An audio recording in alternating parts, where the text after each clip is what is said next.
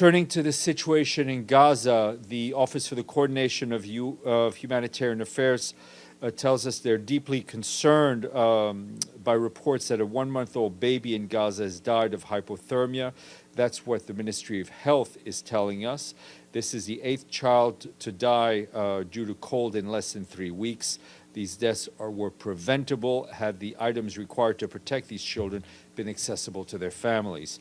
OCHA continues to receive daily reports of civilians being killed and injured across Gaza due to the ongoing hostilities, which are also causing widespread destruction and displacement, as you well know. In Gaza City, our colleagues at an UNRWA school, which is now, of course, a shelter, was hit by shelling over the weekend, injuring several displaced people. OCHA stresses once again that civilians and civilian infrastructure, including humanitarian workers, convoys, and assets, must be protected in accordance with international humanitarian law. In North Gaza, the World Health Organization warns that Kamal Adwan Hospital remains completely out of service.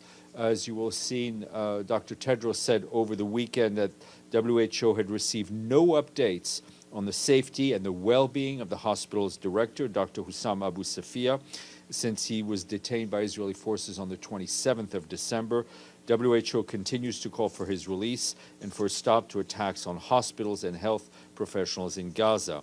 Meanwhile, OCHA also reports that humanitarian access to besieged parts of North Gaza continue to be constrained by the Israeli authorities. 3 attempts by the United Nations to reach these areas over the past 3 days, that's one on Saturday, one on Sunday, another one today, were all denied.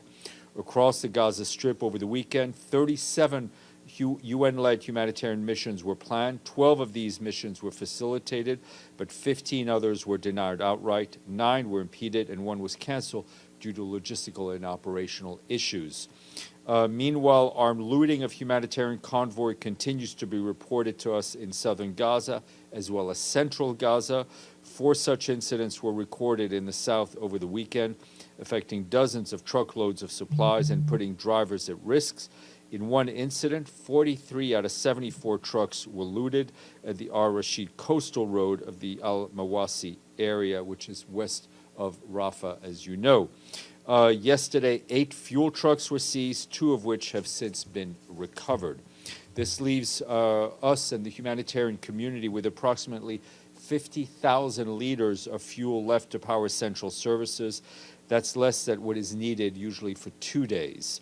Once again, we stress that there must be a stop to the looting of humanitarian supplies, and that Israel must facilitate the flow of aid, fuel, and commercial goods into and within Gaza swiftly and scale up through multiple entry points.